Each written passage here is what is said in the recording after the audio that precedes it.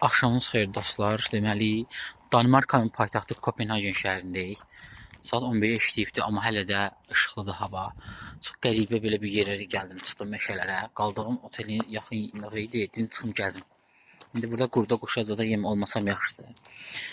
Danimarkaya gəlməmişdim və Danimarka haqqında bir kitab oxumuşdum. Burada yazmışdılar ki, Danimarkalılar kommuna adlı bir xüsusi icma şəklində yaşayırlar və gəzirlər. Kommuna şəklində yaşayırlar.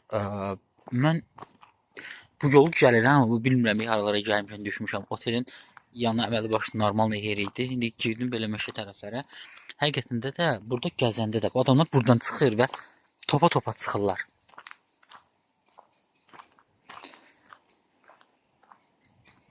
Mən sadəcə indi kimliyə görüm bilməmişəm ki, bu Kopenhagendir, Oslodur, Stokholmdur, nə bilim, Finlandiyanın bəzi şəhərləridir. Yayda hava buralarda qaralmır. Bunu mən adi bir zəki kimi bilmişəm.